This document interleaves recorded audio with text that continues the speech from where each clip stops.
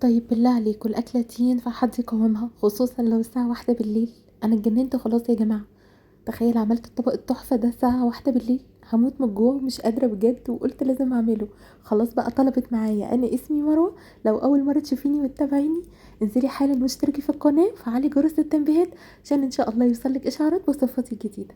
هنعمل مع بعض الرنجة واقول لكم ازاي نخليها بطريقة سهلة جدا، ما بتاخدش معانا وقت ولا مجهود خالص. عملت معاكم قبل كده سلطة الرنجة، المرة دي مختلفة شوية، بجد خطيرة، لازم تجربوها. هنحضر الرنجة بتاعتنا، هنحط بس على البلانشة بتاعتنا اي كيس بلاستيك نفتحه علشان اي ريحة زفارة موجودة عندنا. تمام.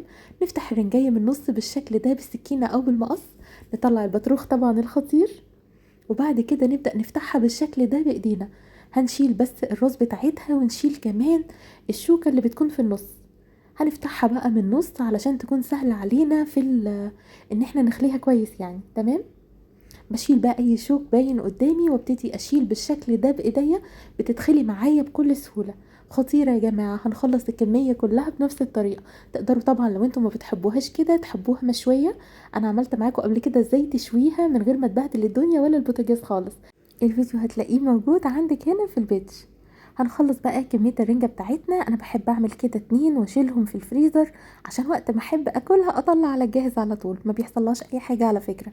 بشيلها بنفس الطريقة، بنضف الجزء بتاعها بالشكل ده واقسمها نصين، وابتدي اشيل اي شوك زي ما قلت لكم وافتحها زي ما انتم شايفين كده.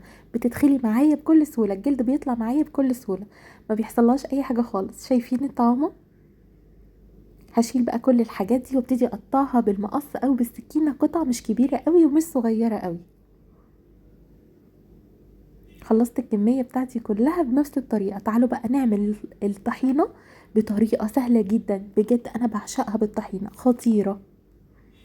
معلقتين من الطحينة الخام واحط عليهم كمان شوية من الكمون، يعني تقريبا ربع معلقة كده صغيرة، وكمان زيهم من الملح، وشوية حلوين كده محترمين من الخل، يعني تقريبا معلقتين او 3، وشوية من الشطة وده طبعا اختياري. بنقلب كويس جدا.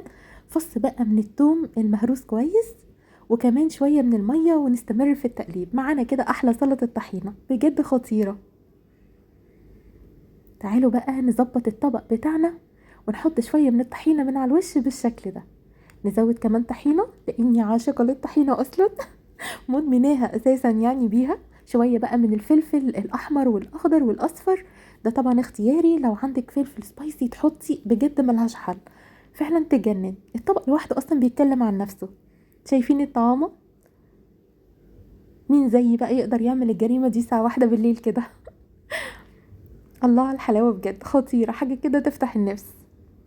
بالعيش البلدي بقى، يلا قفص بقى عيش كده وحد يجيلي يلا علشان ناكل سوا بألف هنا وشفا.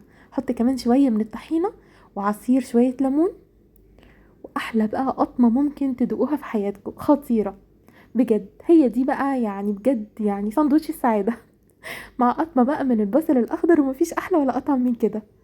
قولولي تقدروا تعملوا الجريمة دي ولا لا بالليل كده؟ اشوفكم في فيديو جديد ووصفة جديدة. باي باي.